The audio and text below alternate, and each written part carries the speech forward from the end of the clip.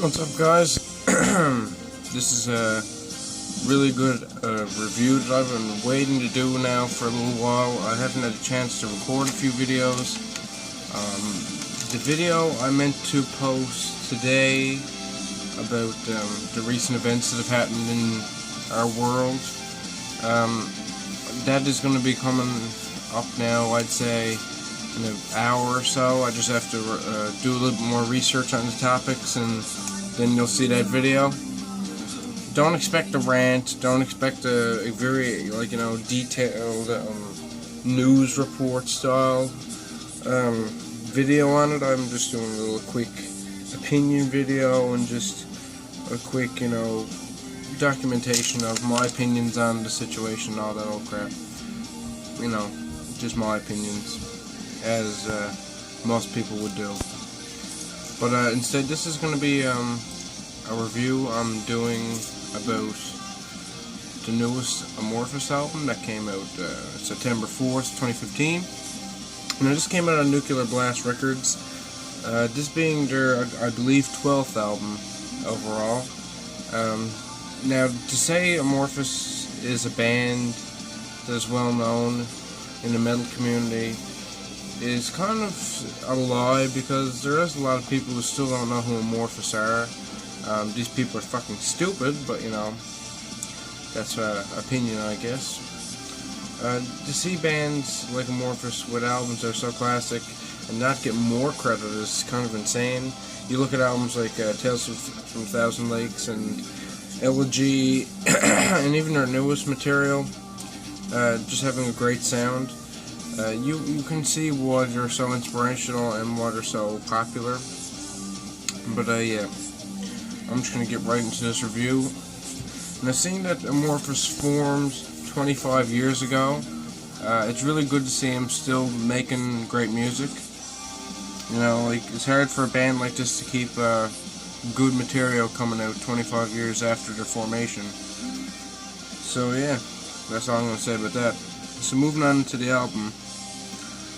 Under the Red Cloud being the title track and the first track off the album, you see a beautiful piano intro opening up that song. And it does sound similar to their 2013 album, Circle, and almost every album that they've done with Tommy or Tomai or Tomai Jotson. I'm fucking terrible pronouncing names, but yeah, he's just a great vocalist, and he has a very consistent sound, which I really enjoy. Then we move on to the track The Four Wise Ones, which opens with death metal vocals, which are very nicely done, as per usual. The middle section reminds me of Callahan Brood because of the horns and just the way it sounds and the ambience of it. But like I say, this band is probably one of the first bands that introduced a really good symphonic ambience to their music. You can see bands such as, I'd say, a lot of black metal bands that are atmospheric probably found something in this band. And you look at Amorphis, they're always changing their style. They had a death doom sound early on in their career, and now they're more heavy rock, kind of heavy metal rock combination.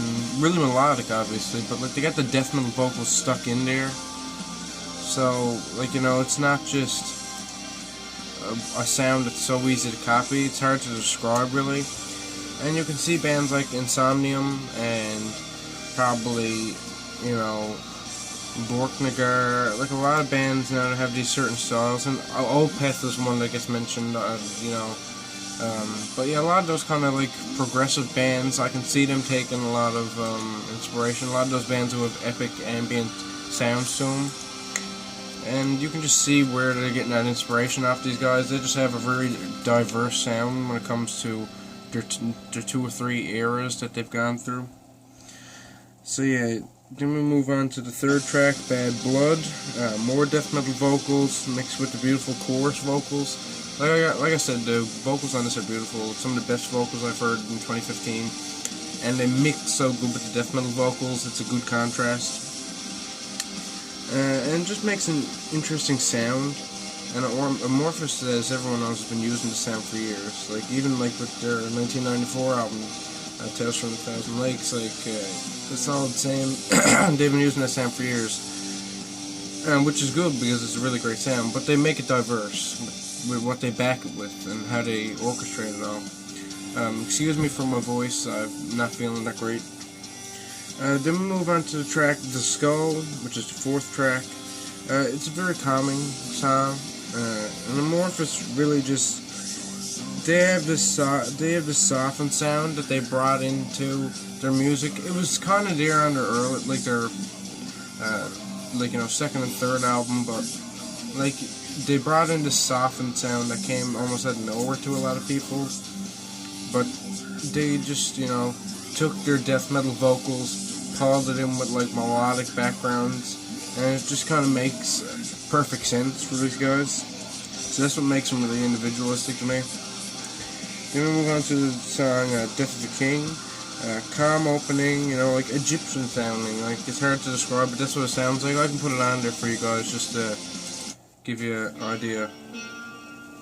Like it has a desert sound. It reminded me a lot of the Super Mario 64 Egyptian level, or like, Egypt level that they had with the pyramids and shit. It reminded me a lot of that for some reason.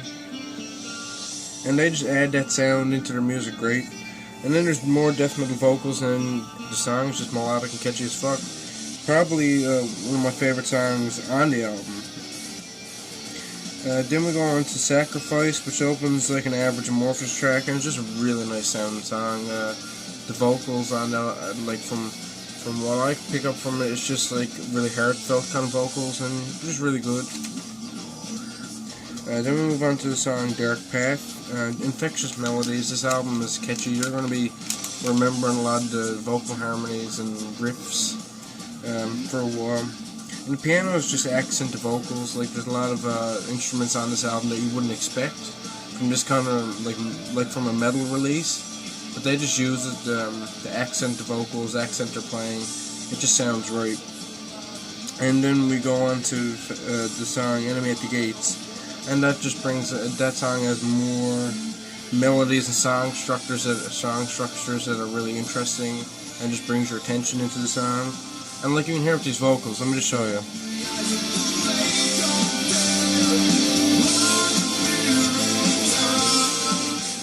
Like you can't tell me that guy can't sing like a fucking beast. He can sing almost anything, and he just sounds great singing whatever he does sing. So it's just perfect.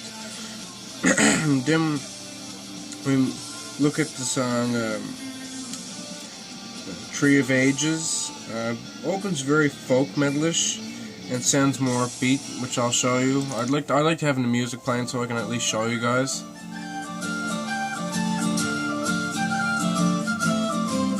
I thought for that sounded like something like Cooney-Callahan or like Interferum would have or some shit. Or even like fucking Hailstorm would have that. So yeah, that was really cool to hear. And yeah, that was another one of my favorite tracks off this album. Then we move into the song White Knight, which opens with female vocals that set a softer mood. And I love female vocals on metal releases. There's not enough female vocals I find on, like, I think a lot of Typo Negative, Woodsy Prey could have used a bit more female vocals added in. And I don't think it should be added into every fucking song, because, like if you got a strong male singer singing sorrowful, like, deep lyrics, it's good to have like that female backing to it, like coming in once in a while. And I think if a woman is singing a really, really good like album in this style, maybe a man come in with a really deep tone every once in a while to add to it. It just adds, depth to it, and that's why I like hearing that vocal come in. And then those female vocals on this track are contrasted heavily by the death metal vocals, which you hear throughout the album. So that just makes it even fucking better. Then we move on to a bonus track. In reality, I can't remember what version of the album includes this bonus track. I think it is the Digipack apparently, and Japanese release. Also, the Japanese release includes a live CD. So if you give two fucks about live CDs, here you go. There's a live CD. It's just like old Amorphis tracks that everyone and their grandmother knows. So yeah, that's cool too. I got Hopeless Days, one of my favorite tracks off of the Circle album, which is an awesome album. I might do a review of that at some point, I don't know. It was one of my favorite albums 2013, and one of the albums that, like, if I listen to it now, seeing as I'm only 17 years old, I can listen to that album, and it almost does bring me back to a younger point in my life. Same thing with, like, Alice in Chains' 2013 album, and same thing with, like, weirdly enough, like, Megadeth's 13 kind of does that for me, because I was, like, you know, not very old when that came. I was like 13, just getting like heavily into metal. So yeah, I think this album is probably gonna like be an album that I'll come back to a lot as well, just to bring that point up. And this bonus track, Come to Spring, is just a beautiful track. The title is, I like the title a lot. Just a really superb track, matches most of the album's material, and it's just more awesome Amorphis. Then we move on to the track Winter Sleep. The last track and the last bonus track, obviously, opens really slowly and softly, which is what you want from Amorphis. You know, sometimes you want their songs to slowly fall into place like that. And it's just a slightly different sound from what's on the album. I'll just play a little bit of it for you, because, you know, I'm going to be talking for another second anyways. Now, to talk about the artwork I found is just really beautiful and intricate, and like some people might even see that as tattoo worthy.